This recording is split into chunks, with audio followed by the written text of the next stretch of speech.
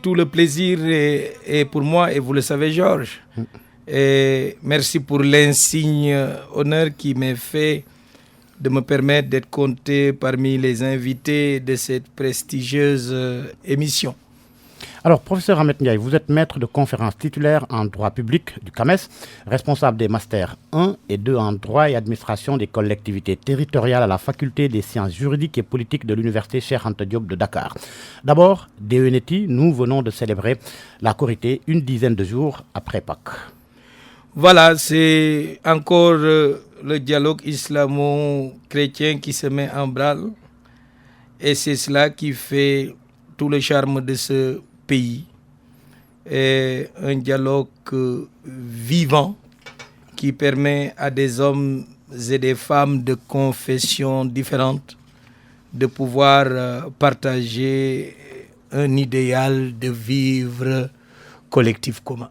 À ce propos, justement, lors de la Korité, le chef de l'État a invité les Sénégalais à travailler pour un renforcement de la paix sociale, la cohésion nationale et le vivre ensemble.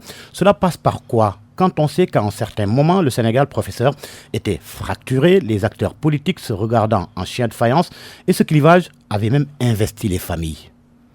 Cela passe par la justice.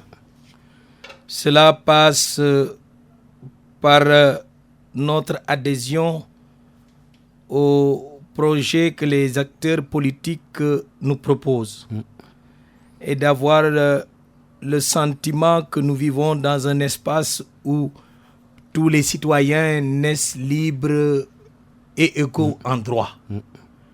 Cela passe par le fait que nos dirigeants désormais ne s'extirpent pas du cercle d'exercice de la loi, qu'ils soient des citoyens comme tous les autres, comme vous et moi.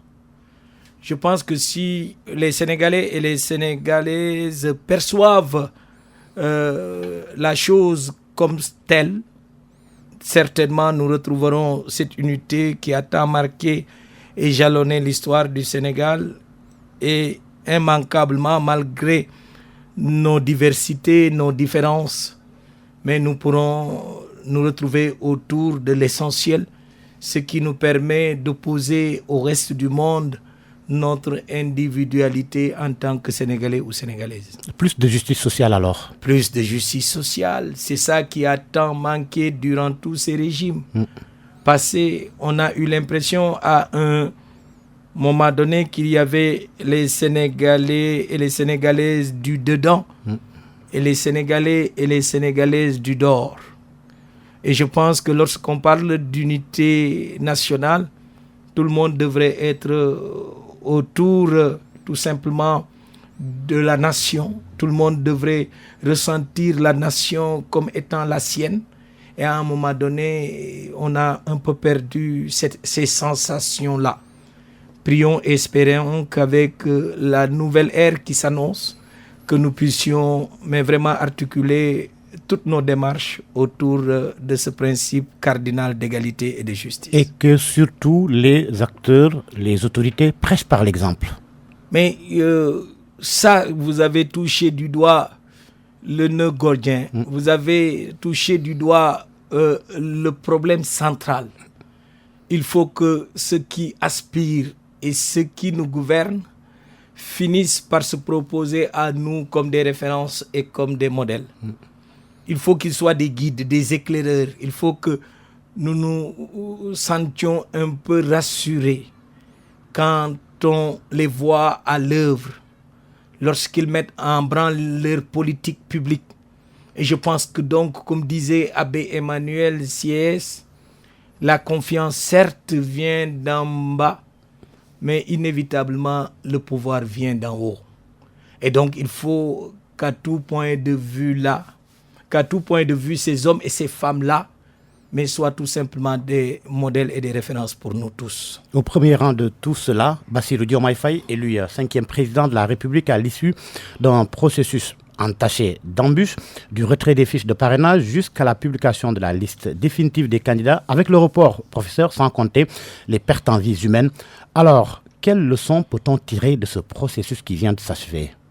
plusieurs leçons, mon cher Georges. Certainement, j'éviterai d'être dithyrambique. On aurait pu faire toute une émission autour des leçons. Bien sûr.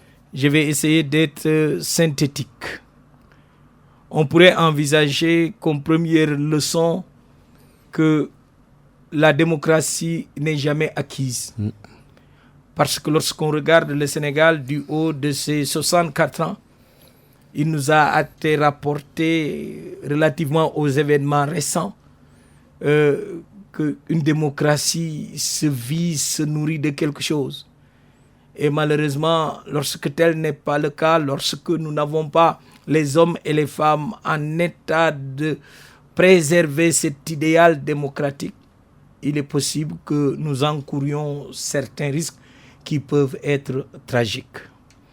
Deuxième leçon, c'est qu'il nous faudrait davantage procéder à une meilleure institutionnalisation de nos organes dirigeants. Je pense que la dépolitisation et la dépersonnalisation des institutions devraient faire partie des grands chantiers des nouveaux dirigeants. Parce que c'est un problème fondamental. Le président de la République en Afrique, disait l'autre, de par son nombre, peut empêcher toute vie au-delà. Le coefficient personnel du chef de l'État est toujours une réalité parfois inextricable. Et il est indéniable que la figure du président de la République relativement à l'architecture institutionnelle de nos pays... À la limite déifiée par certains. Mais c'est ça. On dira souvent Vox Populi, Vox Dei. Quand on regarde la réalité, c'est plus la voix populaire. C'est pas la voix populaire qui est la voix de Dieu. C'est la voix du président de la République qui est souvent assimilée à la voix de Dieu, tellement il apparaît comme un démiurge, tellement il apparaît comme un demi-dieu, comme quelqu'un en tout cas qui est hors du commun. Et peut-être rappeler ici que certes, le président de la République est un citoyen entièrement à part, mais c'est un citoyen également à part entière. Et je pense que si on trouve l'articulation entre ces deux réalités d'une même face, il nous sera possible de vivre davantage et mieux avec la fonction présidentielle. Qu'est-ce qu'on n'a pas dit durant ce processus? Et pourtant, tout s'est déroulé normalement. Le président du Conseil constitutionnel, d'ailleurs, le jour de l'investiture de Bassirou Diomaye Faye, le rappelait, disant que malgré tout, on remarque une solidité des institutions qui interviennent dans l'organisation du scrutin.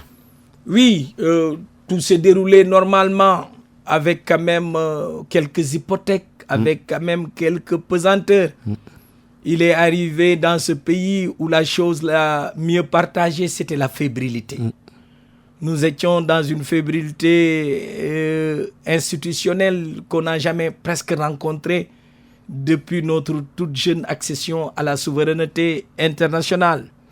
Et il est peut-être aussi vrai, mon cher Georges, que les institutions ont besoin parfois d'épreuves comme celles que nous venons d'enjamber et de franchir pour se solidifier, pour se consolider. On apprend de ses erreurs et parfois des situations catastrophiques peuvent générer quelque chose de bien. Mais je pense qu'il ne nous faut pas renouveler souvent, mais tout simplement ce qui s'est passé lors de l'élection présidentielle de 2024.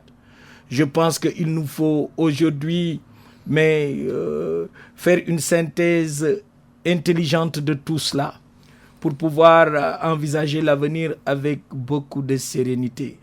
Je ne pense pas qu'en soi, ce sont les institutions qu'il faille pointer du doigt.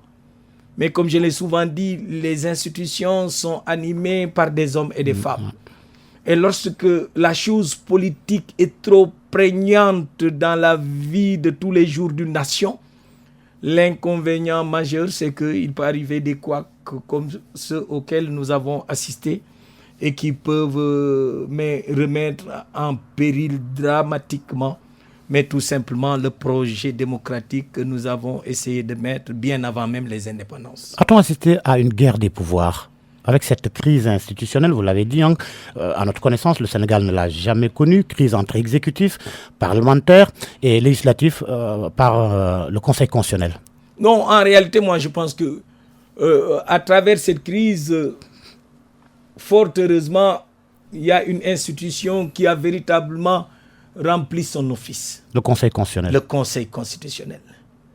Et ironie du sort, personne ne s'y attendait ou presque. Le miracle s'est produit. C'est pourquoi le grand penseur Holmes disait que ici comme ailleurs, il ne faut jamais injurier l'avenir. Et le Conseil constitutionnel en a témoigné encore une fois de plus.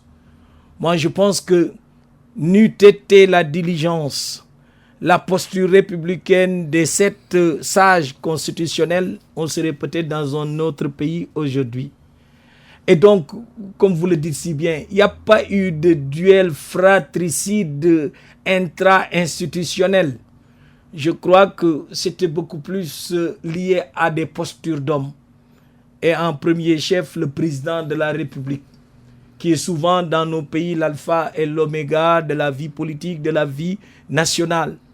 Et donc, je crois qu'en réalité, toute la menace qui a pesé sur nos institutions pourrait être tout simplement attribuée au président de la République. Il faut le rappeler, c'est lui qui avait décidé de suspendre ou d'annuler le processus électoral à quelques heures de l'ouverture de la campagne. Et le Conseil constitutionnel, à travers ses décisions, n'a pas manqué mais de le lui rappeler et de le lui signifier pour lui faire comprendre que maintenant nous sommes dans un processus électoral affecté presque à cause de votre faute. Et rien n'indiquait au regard de toutes les circonstances mais qu'on pouvait observer dans ce pays, mais de prendre une décision aussi lourde de conséquences que celle de reporter une élection présidentielle, la 12e, depuis l'histoire de notre cher pays et sans discontinuer. Voilà un peu comment il faut envisager les choses. Je pense que la DGE peut fonctionner normalement lorsqu'on lui laisse la possibilité de le faire. Je crois que la caisse de dépôt et de consignation peut également remplir convenablement ses missions. C'est valable pour la Sénat.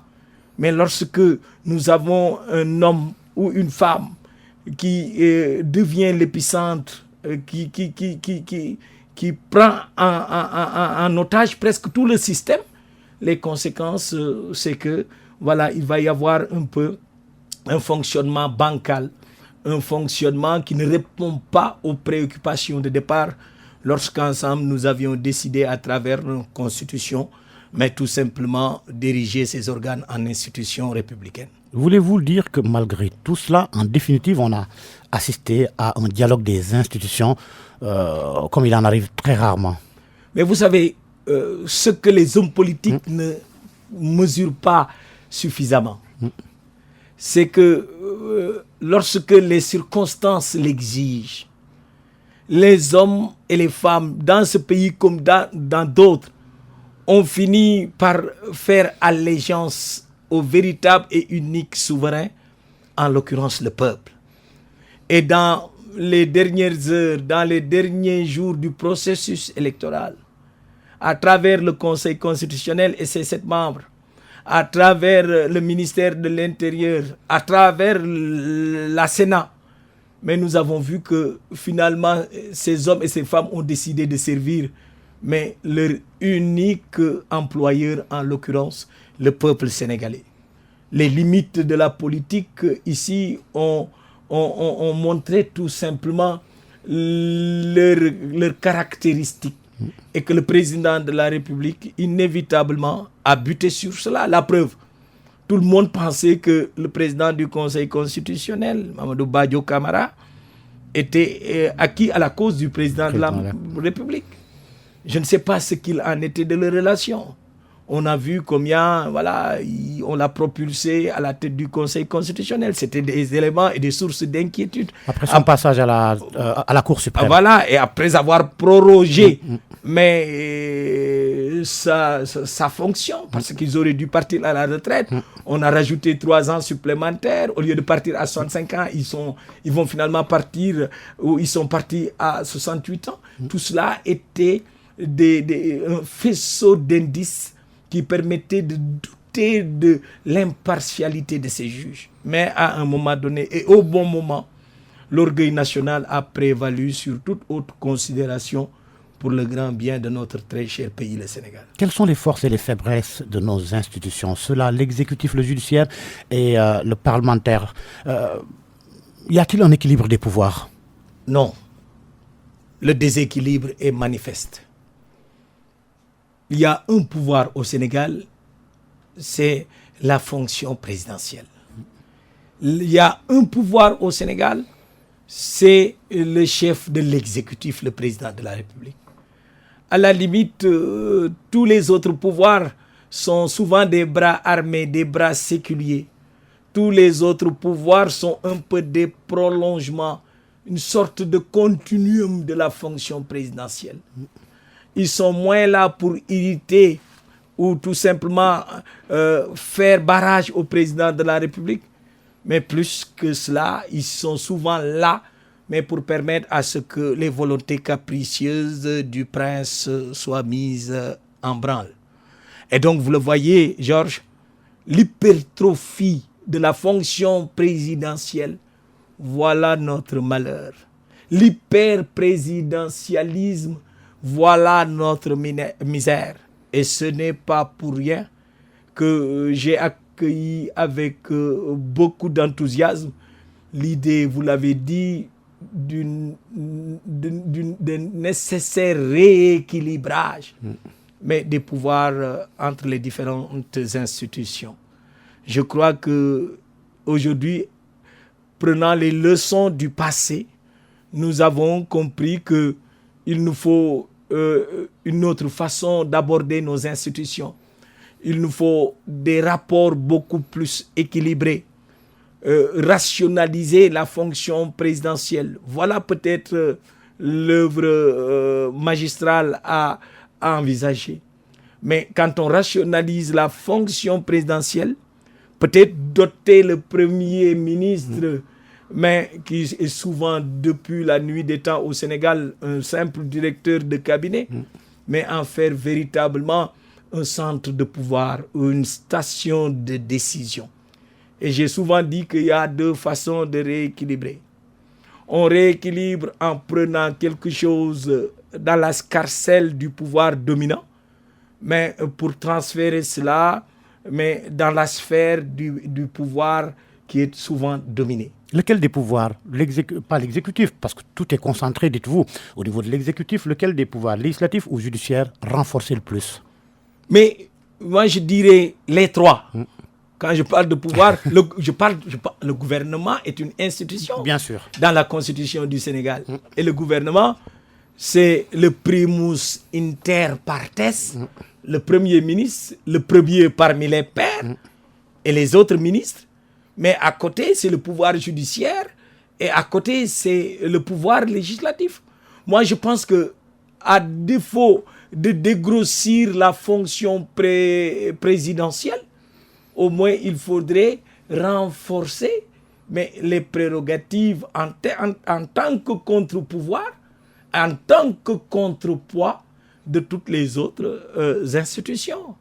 Et cela va passer par ces réformes qui sont attendues, mais qui feront que, par exemple, on y reviendra certainement, bien sûr. que la Cour constitutionnelle se suppléera au Conseil constitutionnel et que dans certains aspects, les prérogatives du Premier ministre seront renforcées face à celles du président de la République. Justement, le président Bassirou Diomaye Faye l'a d'ailleurs annoncé, un renforcement des pouvoirs du Premier ministre. Est-ce qu'on ne risque pas d'assister à ce qu'on voit dans certains pays, comme en Allemagne, le président qui n'a pas pratiquement de pouvoir, c'est le chancelier qui a tout en main, et dans d'autres pays? Oui. Est-ce que ça n'affaiblirait pas le président lui-même? Mais vous savez, la problématique de la fonction présidentielle peut reposer sur le triptyque suivant, sur les trois éléments suivants. Le président de la République est élu au suffrage universel. Le président de la République dispose de prérogatives exorbitantes du droit commun, des prérogatives démesurées.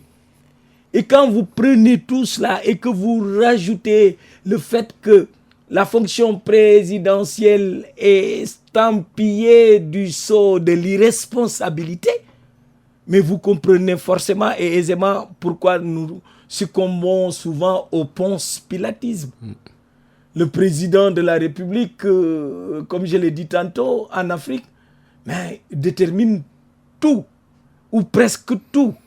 Maintenant, rééquilibrer les pouvoirs ne voudrait pas forcément dire affaiblir la fonction présidentielle. Je pense que nous avons tous pris conscience à l'observation de tout ce qui s'est passé sous Abdou Diouf, sous Abdoulaye Wade, sous Macky Sall, sous Senghor, que nous avions des pouvoirs trop personnalisés. Et que maintenant, peut-être pas faire du Premier ministre la clé de voûte de nos institutions. Pas dans la foulée faire du président de la République comme le roi ou la reine d'Angleterre, quelqu'un qui inaugure les chrysanthèmes. Mais faire de telle sorte que c'est la tendance générale lorsqu'on observe les démocraties modernes. Dans les démocraties modernes, partout en Irlande, en Islande, au Portugal, mais la liste est très longue, je ne saurais être exhaustif. Mais là-bas, on a associé à l'élection du président de la République au suffrage universel, mais l'idée d'un encadrement drastique mais de ses prérogatives. Ça veut simplement dire que le président de la République n'est pas herculien comme il l'est sous nos cieux, et que le Premier ministre va jouir d'une certaine marge de manœuvre qui va faire que, par exemple, à défaut d'être associé à la détermination, à la définition de la politique de la nation, qu'on lui transfère tout simplement cette prérogative comme le prescrit l'article 8 de la Constitution française. Et donc, on le voit bien. Moi, je pense que c'est bien qu'il y ait des craintes affichées ici ou là. Mais on ne peut pas jauger. Des craintes de dualité au sommet de l'État. Oui, la dualité, c'est une crainte comme le gouvernement des juges. Combien de fois on a prétexté du gouvernement des juges pour ne point doter nos juridictions constitutionnelles. Pour éviter qu'ils ne s'immiscent dans ce que fait l'exécutif. Mais moi, je pense que nous sommes dans la divination, nous sommes dans la prédiction. Laissons les choses se mettre en place. Et nous verrons. Je ne suis pas sûr qu'aujourd'hui, que le fait de dégrossir le mammouth présidentiel au profit, par exemple, du Premier ministre, il y en a même qui sont allés plus loin en parlant de régime primo-ministériel, avec une prégnance du Premier ministre. Mais tout cela dépend de la manière dont les textes seront confectionnés. C'est pourquoi je dis aux acteurs nouveaux qui viennent de se mettre en place, réformer. Réformer en profondeur. Mais allez-y doucement. Allez-y dans la concertation. Soyez dans une démarche inclusive. Ceci atténuera inévitablement la rigueur des erreurs qui pourront se produire demain et après-demain. Par quelle voie passer pour en arriver au renforcement des pouvoirs du Premier ministre? Par un référendum ou bien par l'Assemblée nationale tout court? Mais oui, on pourrait convoquer les dispositions de l'article 50 de notre très chère charte fondamentale. Le président de la République peut déléguer par décret certains pouvoirs au ministre à l'exception de ceux prévus aux articles. Voilà. Vous voyez bien qu'on pourrait emprunter cette voie. On pourrait emprunter la voie de la révision constitutionnelle. Mais je ne suis pas adepte de tout cela, moi. Je suis presque exceptionnellement, très rarement dans le radicalisme. Je pense que Ce qui veut dire au regard de toutes les réformes à envisager, le nouveau gouvernement, le nouveau président de la République, mais tous les deux, l'exécutif diarchique, comme on l'appelle, mais est obligé cet exécutif de passer par l'adoption d'une nouvelle constitution. Ah oui. Ah oui, mais parce que Georges, on ne fera pas en profondeur dans la science politique.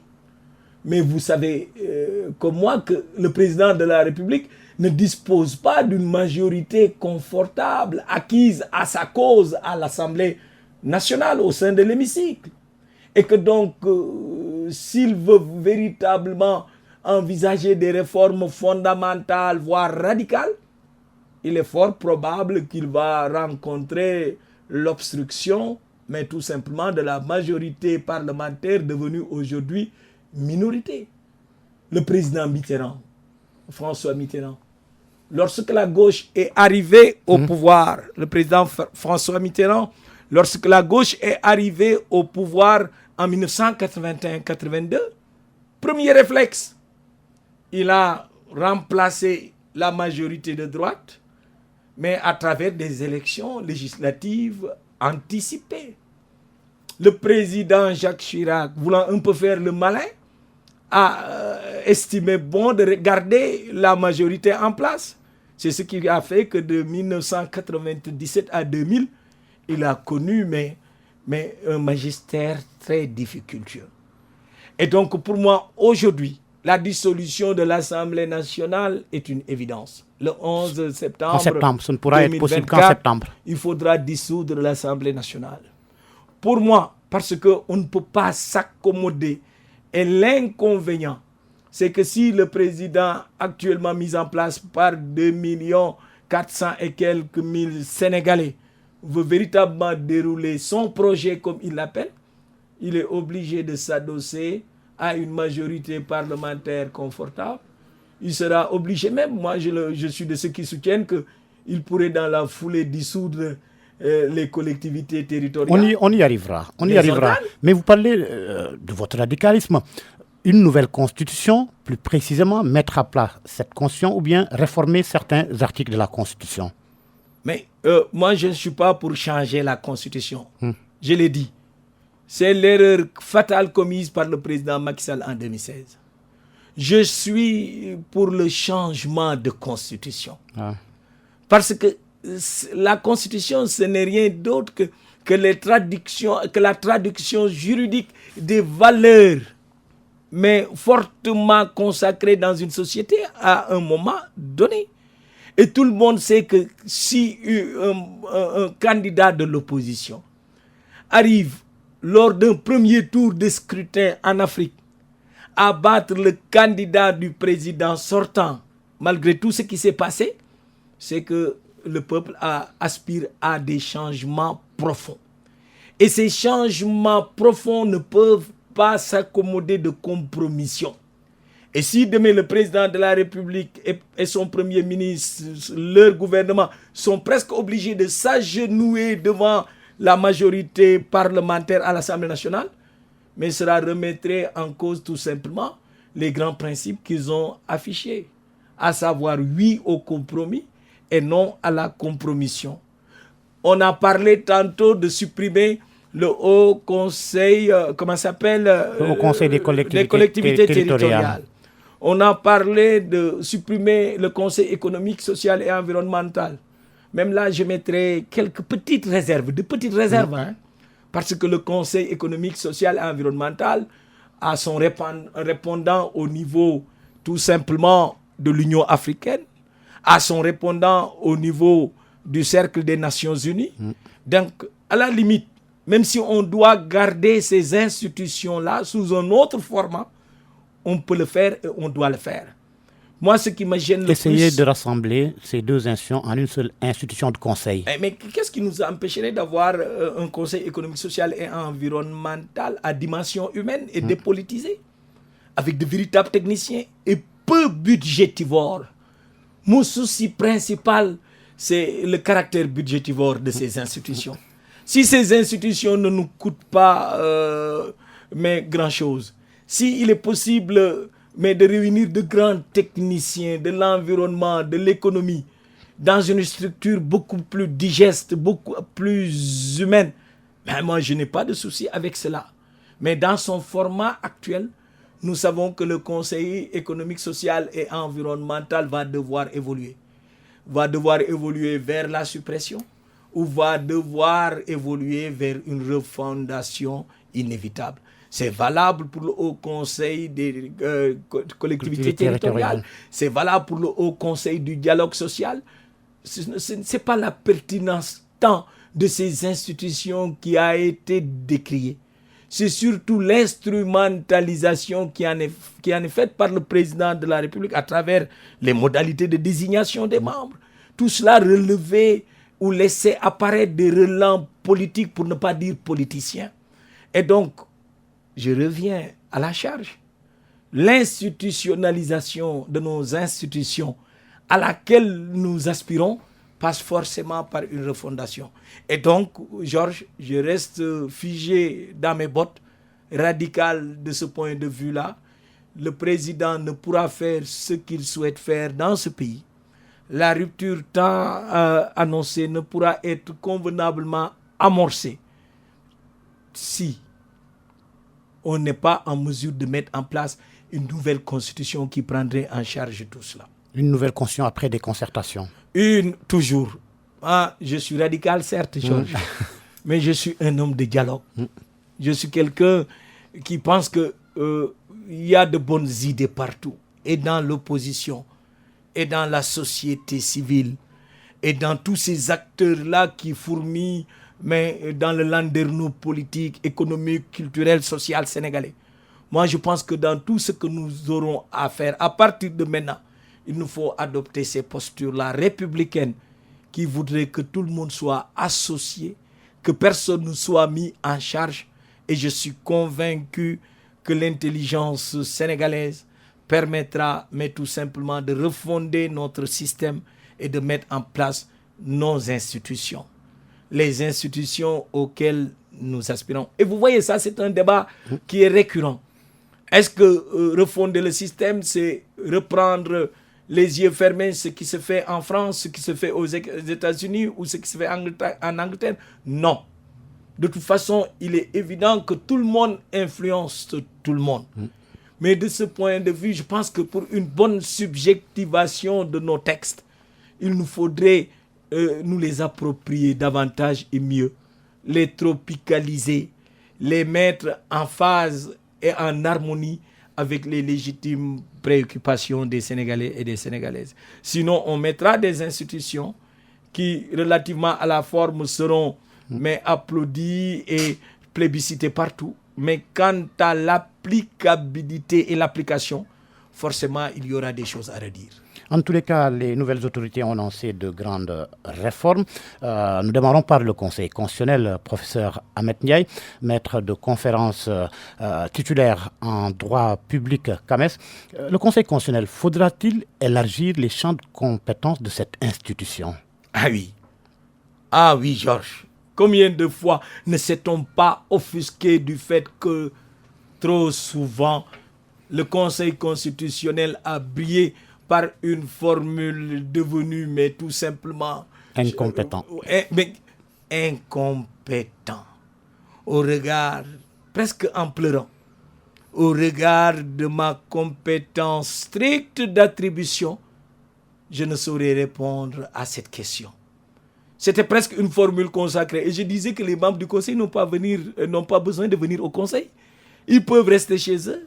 Il y a un greffier là-bas et tout. Mais il n'a qu'à appliquer la jurisprudence constante qui voudrait que le Conseil constitutionnel n'est compétent en rien. Vous l'avez dit, le passage, la mutation ou la mue du Conseil constitutionnel vers une cour constitutionnelle, au-delà du symbolisme, moi je pense que c'est cela qui est important. Vous êtes en phase avec ceux qui veulent l'installation, la mise en place d'une cour constitutionnelle. Ah oui, mais Georges, rien que dans l'appellation comme ça, quand ça sifflote aux oreilles, une cour et un conseil, tout de suite on sent la différence. Le conseil est souvent plus étriqué, c'est quelques initiés. La cour, elle est plus large, la cour de récréation. Mais elle permet à tout le monde de s'exprimer, elle permet de faire appel à plusieurs compétences. Et moi je pense que cette mutation va permettre d'agir à plusieurs niveaux. D'agir par exemple au niveau de la nomination des membres du Conseil constitutionnel. Le Sénégal est l'un des rares îlots de résistance au monde aujourd'hui en matière de nomination des membres. Et ne me parlez pas de la réforme là. Oui, parce que les deux du Conseil constitutionnel sont proposés par le président de l'Assemblée nationale. Ne me parlez pas de ça, Georges. Ne me parlez pas de ces 4 membres qui sont soumis à approbation au président de la République par le président de l'Assemblée nationale, il va en choisir 2. Ça, c'est tout simplement une réforme de façade. Ce n'est pas une réforme substantielle.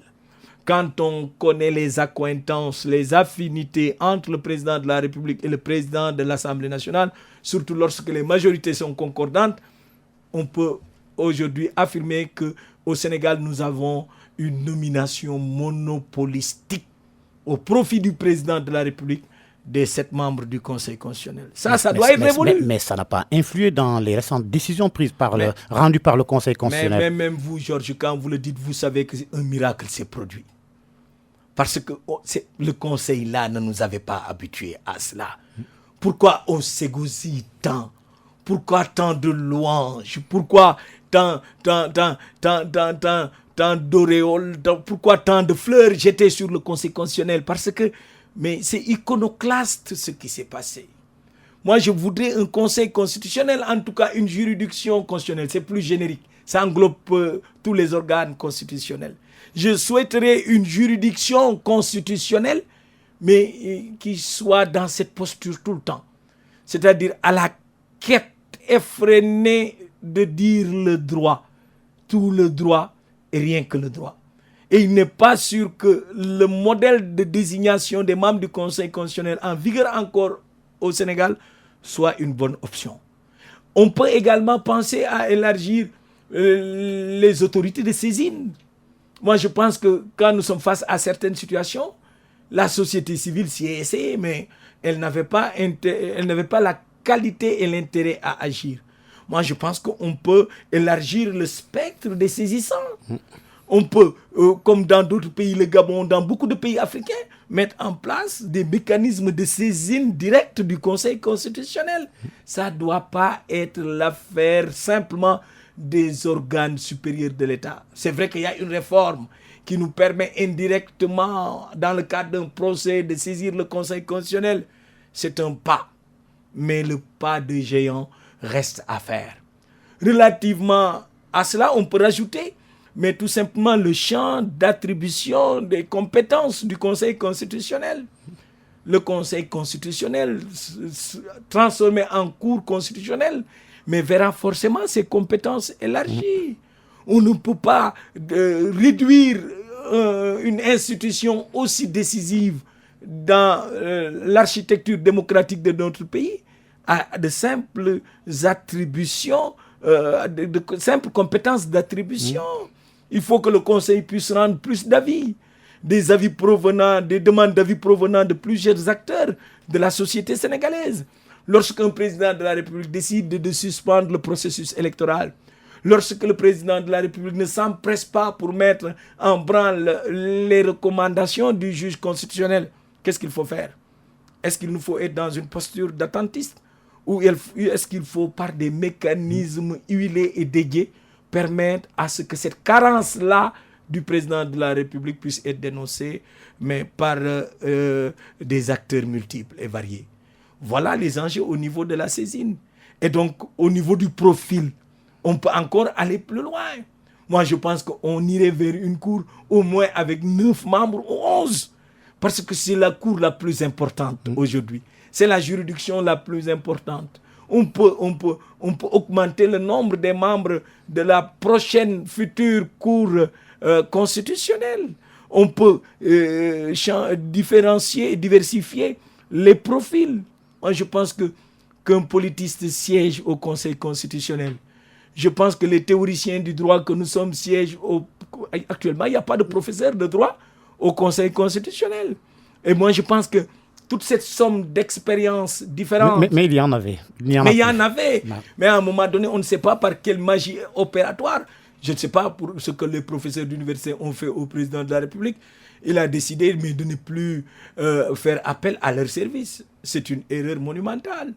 La majorité des décisions rendues au Conseil constitutionnel ont des relents de droit privé.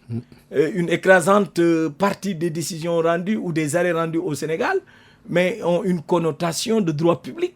Et donc moi je pense qu'une bonne cour constitutionnelle, c'est à côté des avocats, ce sont des magistrats, ce sont des professeurs d'université, ce sont des professeurs ou des spécialistes d'autres domaines qui ensemble mais apportent la réponse appropriée. Parce qu'aujourd'hui, dans nos sociétés complexes, nos sociétés sont devenues complexes. Et aucune question n'interpelle exclusivement une réponse de droit public, de droit privé, d'économie, macroéconomie, microéconomie ou de sciences politiques. C'est-à-dire que la question en elle-même recèle toutes ces figures-là, recèle toutes ces dimensions-là. Donc je pense que, et ce serait bien, je terminerai peut-être par très là. rapidement parce qu'il ne nous reste plus assez de temps. Je serais pour que, mais les avocats nous viennent de leur famille d'avocats, le barreau. Que les professeurs d'université, mais nous viennent de l'université. C'est-à-dire qu'ils soient générés directement par leur corps d'origine. Ceci permettrait tout simplement mais de minimiser la part et l'impact du président de la République dans la formation d'une juridiction aussi importante que le Conseil constitutionnel et peut-être bientôt la Cour constitutionnelle. Très rapidement, il nous reste moins de 10 minutes, professeur Ahmed Ndiaye. L'organisation de l'élection, on la laisse à la Sénat ou bien on institue une CENI comme proposé par beaucoup d'acteurs ou bien la Sénat n'organise pas, la Sénat supervise. La Sénat qui continue de superviser, on donne la Sénat doit être changée en CENI, ou bien on reste l'organisation à la direction générale des élections. Vous savez, je disais à des amis, rien que pour le symbole, si on devait garder le Sénat tel qu'il est actuellement, et la transformer en CENI, je suis preneur. Parce que ça fait tilt dans la tête des gens que quelque chose est en train de se passer. Maintenant, ce qui faisait que le problème se posait avec acuité, c'est que, par exemple, le ministère de l'Intérieur ou le ministre de l'Intérieur était partisan, ce ministre-là, depuis la nuit des temps au Sénégal, au point que ça remettait en cause tous les efforts qui étaient faits dans la perspective d'une organisation transparente et sincère de l'élection. Je pense que la préoccupation première venait de là. Et avec le nouveau ministre de l'Intérieur, on peut penser que nous avons une personnalité équidistante. Nous avons une personnalité neutre, une personnalité capable d'organiser des élections transparentes et sincères. Maintenant, qu'il faille changer la Sénat en CENI, je n'y vois aucun inconvénient. Le tout, ce sera de normer les prérogatives de la CENI au point qu'elles ne viennent pas en contradiction avec les prérogatives du ministre de l'Intérieur en matière électorale, ou qu'on transfère, mais tout simplement, le processus électoral, son organisation à la nouvelle institution dénommée CENI.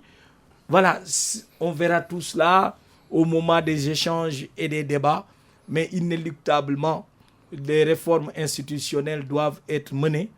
Et parler de CENI aujourd'hui au Sénégal et parler de Cour constitutionnelle au Sénégal permettra de penser que les 64 ans d'indépendance sont derrière nous, sont révolus, et qu'aujourd'hui et maintenant, sans nier le passé, mais nous nous projetons dans un avenir meilleur, avec une meilleure réorganisation et une meilleure réappropriation de nos institutions. Vous avez évoqué tout à l'heure le gouvernement des juges. Pour ce qui est du Conseil supérieur de la magistrature, le chef de l'État doit-il le quitter?